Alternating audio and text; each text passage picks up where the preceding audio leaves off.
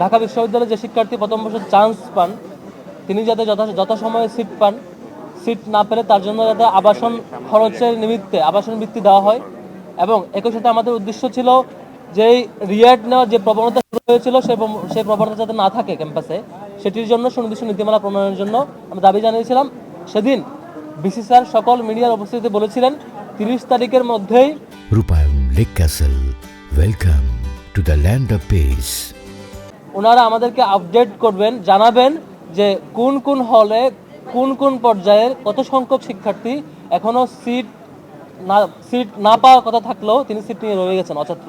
এই তালিকা তিনি আমাদেরকে দিবেন এবং সে অনুযায়ী ব্যবস্থা কি নেবেন সেটা আজকে ব্রিফ করবেন। কিন্তু দুঃখজনক ব্যাপার হচ্ছে আজকে এসেও আমরা হলগুলোর তালিকা চূড়ান্ত পাইনি যে কোন কোন হলে কোন কোন শিক্ষার্থী অছাত্র আছে।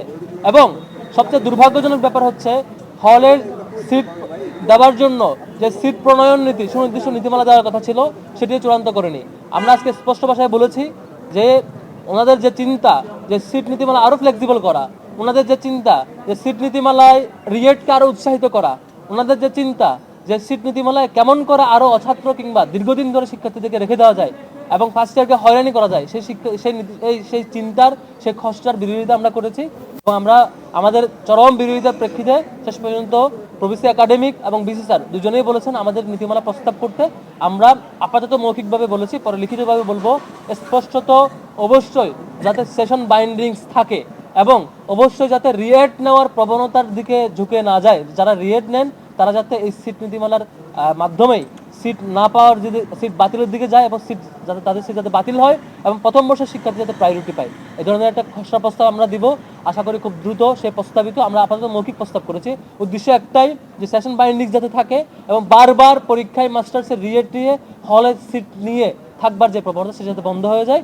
এবং একই সাথে যেসব শিক্ষার্থীরা হলে রয়েছেন সিট মেয়াদ শেষ হয়ে গেছে তাদের যাতে আনুষ্ঠানিকভাবে বিদায় দেওয়ার একটা কালচার শুরু হয় এবং প্রত্যেক শিক্ষার্থী যাতে সিট পায় আর কি। আমরা আগামীকালকের মধ্যেই আমাদের দাসুর দিক থেকে লিখিত একটা প্রস্তাবনা দিব সিট নীতিমালা কেমন হওয়া প্রয়োজন, কেমন করে নীতিমালা থাকলে রিয়েট নেওয়ার প্রবণতা থাকবে না এবং প্রত্যেক শিক্ষার্থী নিয়মিত শিক্ষার্থী থাকবেন।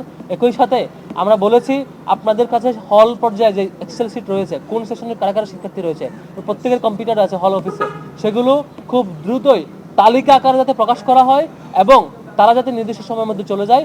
এবং আমরা আরেকটা প্রস্তাব করেছি যে অনেক হলে মেয়ের মাঝামাঝি পর্যন্ত সময় দেওয়া হয়েছে সিট সার্ভার ব্যাপারে, সেটি সময় কমিয়ে নিয়ে এসে সিট নীতিমালার আলোকে দ্রুত সময়ের মধ্যে যাতে সব শিক্ষার্থীকে এই সিট দেওয়ার যে সিস্টেম সে আওতায় নিয়ে আসে। এর বাইরে যেসব শিক্ষার্থীরা সিট পাবে না তাদের জন্য আমরা আবাসন বৃত্তির জন্য আলাদা করে সেই মডেল প্রস্তাব করবো ইনশাল্লাহ।